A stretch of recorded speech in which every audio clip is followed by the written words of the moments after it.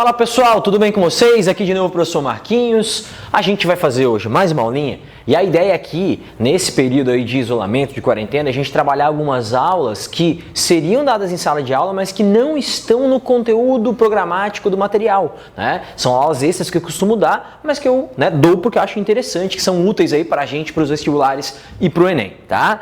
Então, hoje a gente vai falar de uma aulinha sobre saneamento básico. Vamos entender o que é saneamento básico, né? É um conceito tão importante. A gente falou lá de doenças causadas por protozoários, vocês já tiveram. A gente vai ver verminoses, vocês vão ver viroses, bacterioses lá com o Alex na Biologia 2. Né? Então, o conceito do saneamento básico é muito importante, né? Como prevenção, como profilaxia de muitas doenças relacionadas a vírus, bactérias, protozoários e vermes, e a fungos também. Tá? Então, a gente vai trabalhar hoje uma aulinha sobre saneamento básico. Ok? Vamos lá, gente, ó. Saneamento básico, né? Fica uma coisa meio vaga, às vezes a gente já comentou em sala de aula alguma coisa sobre isso, mas vamos aqui, ó, ser mais específicos, tá? O que é ter saneamento básico? O que um local, uma localidade, né, uma população precisa ter para que a gente possa dizer que ela tem saneamento básico? São 5 coisas, 4 mais importantes, mais citadas, com mais frequência, e uma última aqui que a gente vai falar, né, que pode aparecer, tá bom? Então, primeiro tem que ter água potável, ou seja, é necessário que haja nessa localidade água potável, que em condições de as pessoas beberem essa água, né? A água potável ela segue alguns padrões físico-químicos e biológicos. Um dos indicadores da potabilidade da água é a quantidade de coliformes fecais.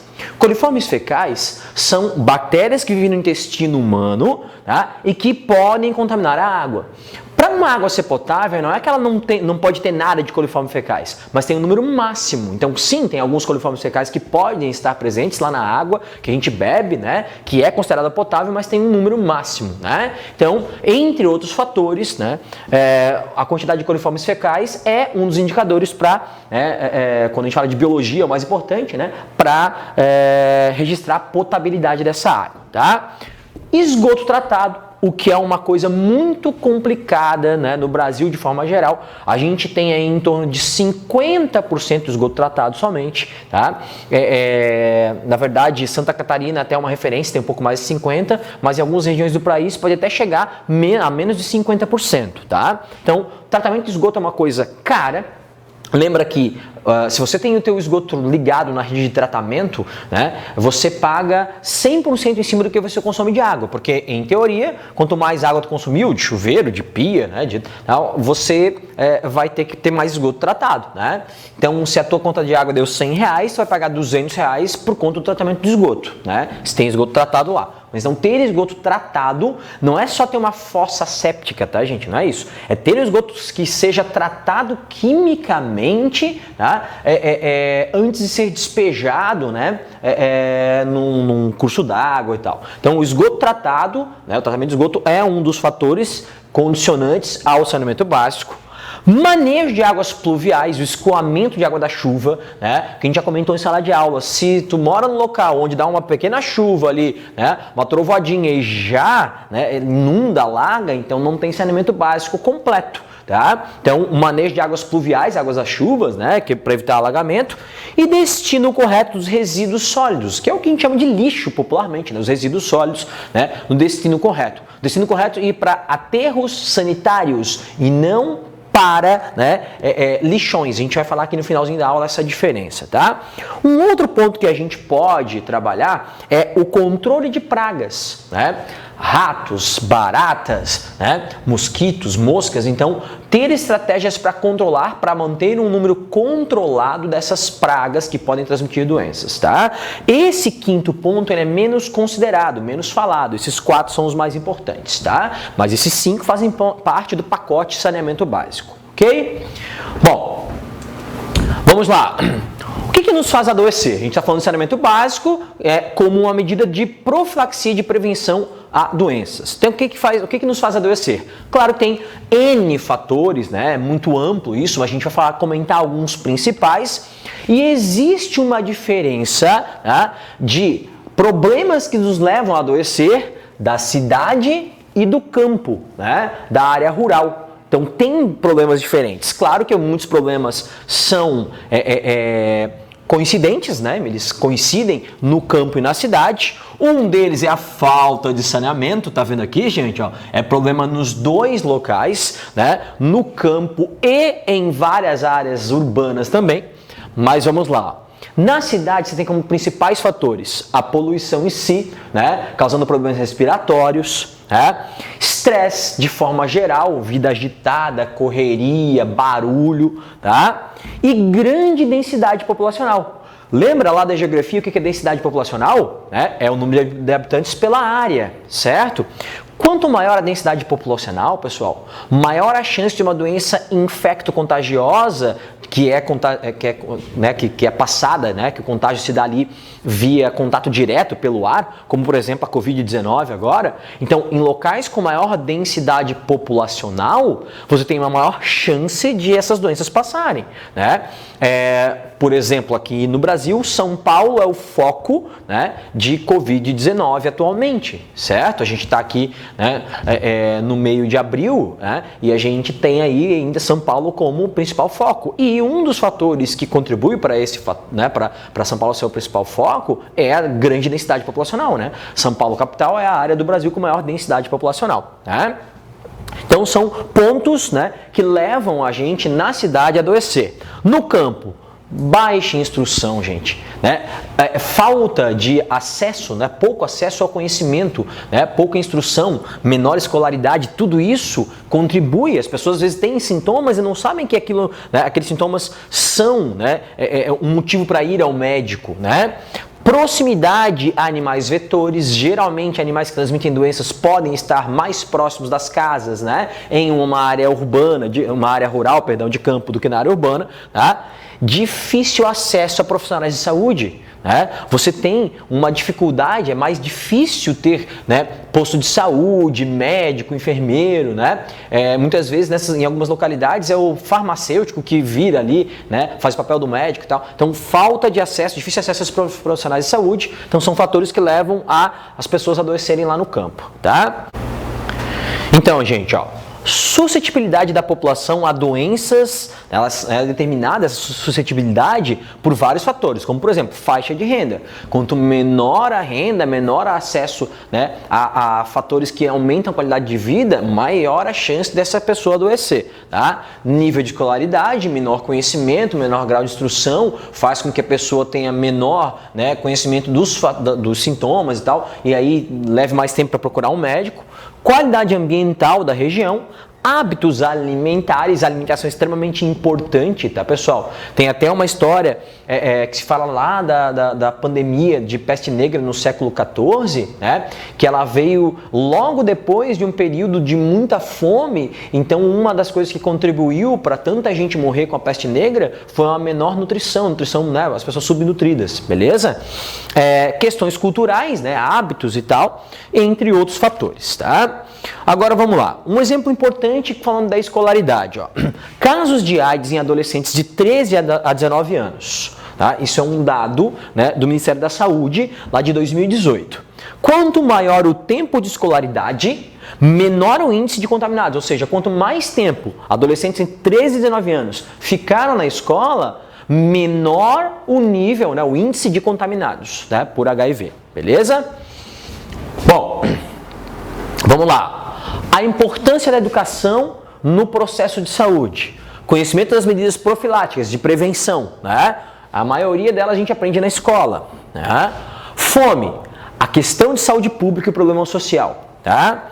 Percebam o seguinte, a desnutrição, né, é um dos fatores que aumenta o risco da pessoa ficar doente. Com menor quantidade de nutrientes, não tendo a quantidade de nutrientes suficiente, a imunidade baixa, isso te deixa mais suscetível a uma doença, tá? Só que olha só, gente, existe uma diferença entre fome aguda e fome crônica, tá? Olha só, o que é a fome aguda? Tá? O Marquinhos começou a gravar aula aqui e tal, e aí ele tá já umas 8 horas sem comer, 10 horas sem comer, tá? Cara, isso é fome aguda. O Marquinhos está muito tempo sem comer, mas daqui a pouco ele sai daqui, vai lá na Food, pede, né, um iFood, pede um X-Bacon e tá tudo certo, né? Então isso é fome aguda, beleza? O que é a fome crônica?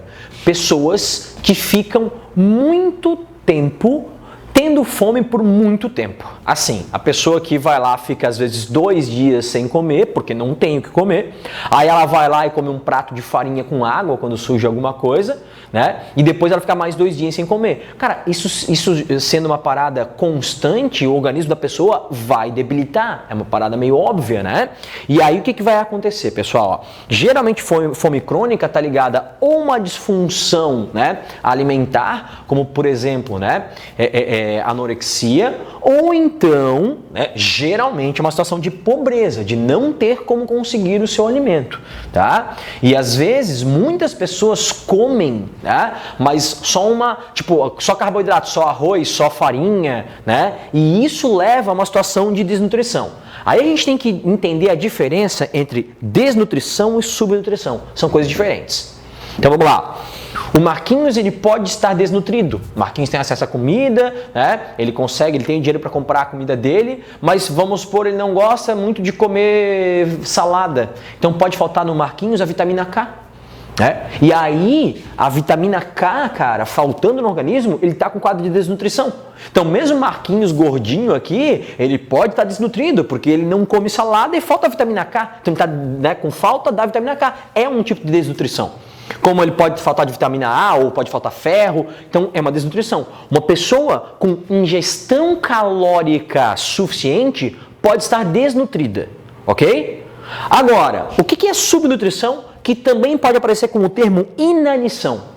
Inanição e subnutrição é quando a pessoa não tem a ingestão calórica mínima. Ela não consegue comer o mínimo que ela precisa para se manter viva, tá? E aí isso a médio e longo prazo vai ser um grande problema. E obviamente, porque não tem acesso ao alimento, tá? Não come o quanto deveria e vai estar num quadro de inanição, né? Consequentemente, uma pessoa em inanição vai também estar em desnutrição, porque vão faltar vários nutrientes, porque a alimentação dela é muito pobre, até em quantidade de calorias. Como ela come pouco, né, ela não consegue ter a quantidade suficiente de nutrientes, tá? São coisas diferentes, mas uma pessoa pode estar bem, né, na quantidade de calorias, mas está com desnutrição. Porém, quando uma pessoa está com subnutrição, ela não tem a ingestão calórica mínima, ela vai estar também com desnutrição. Então, tu pode estar desnutrido sem estar subnutrido. Mas se tu estiver subnutrido, consequentemente, tu vai estar desnutrido também. Tá bom? Olha só. A subnutrição causa deficiência imunológica, baixo metabolismo de forma geral, diminuição da capacidade cognitiva. Cara, não tem como uma criança aprender na escola se ela não tem um mínimo de nutriente. Não é a mesma coisa.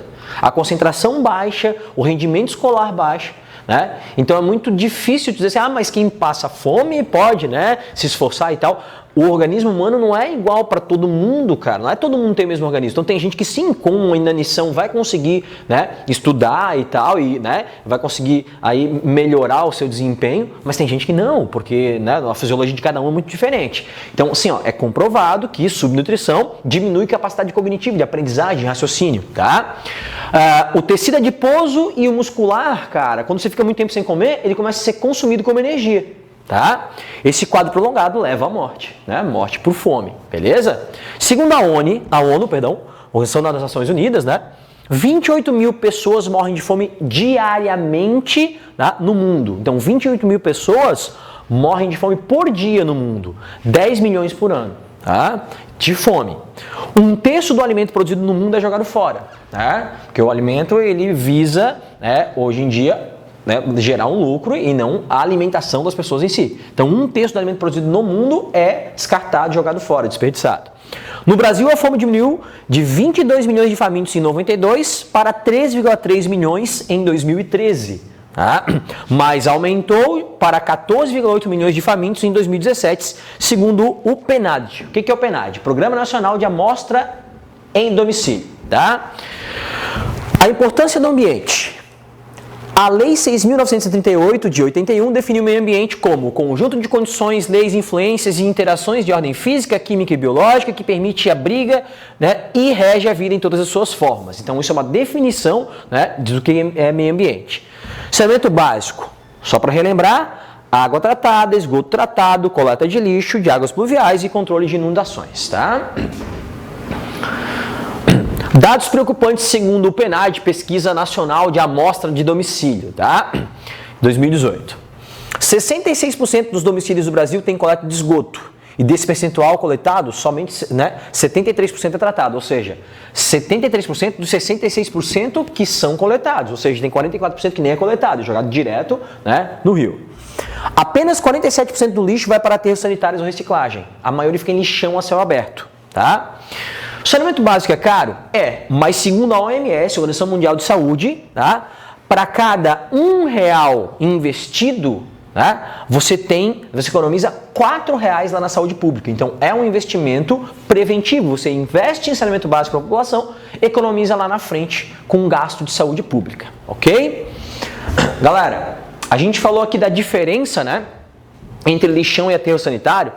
Lixão é simplesmente você jogar lá, né, o lixo em algum local, a céu aberto, vai dar mau cheiro, vai vir bicho ali que transmite doença, que vai estar no lixo e depois vai invadir tua casa e tal.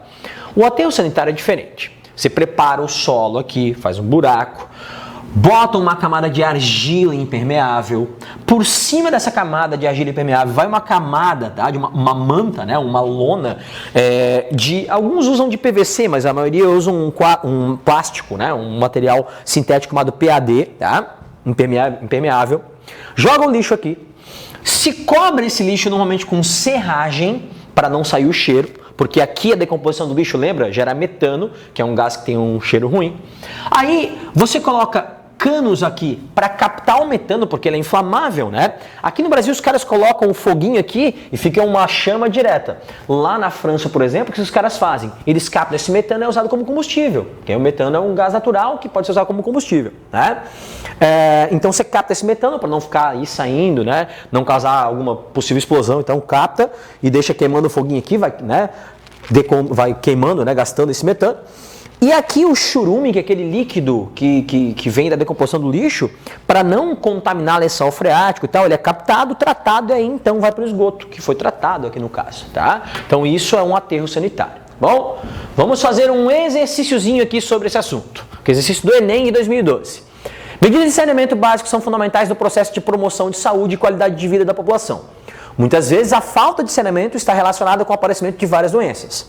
Nesse contexto, um paciente dá entrada em um pronto atendimento relatando que há 30 dias teve contato com águas de enchente. Ainda informa que nessa localidade não há rede de esgoto e drenagem de águas pluviais e que a coleta de lixo é inadequada. Ele apresenta os seguintes sintomas: febre, dor de cabeça e dores musculares. Então aqui está a fonte, né, de onde foi tirado esse texto. Relacionando os sintomas apresentados com as condições sanitárias da localidade, há indicações de que o paciente apresenta um caso de, galera, difteria é uma doença respiratória, ataca principalmente garganta, considerado como chamado de croup também. Botulismo você você se contamina, ingerindo alimentos contaminados, né? Conservas, embutidos e tal, né? Tuberculose é via respiratória também, né? De uma pessoa para outra, né? Meningite, meningocócica também é via respiratória. Então, de onde é que vem de água contaminada, né? Você ficar andando na água da enchente lá. Leptospirose, uma doença bacteriana que vocês vão ver lá com o professor Alex também, com mais detalhes, tá? Gente, então, aqui a gente falou um pouquinho sobre saneamento básico, tem uma listinha lá para vocês resolverem sobre o assunto e a gente se vê na próxima aula. Um abraço!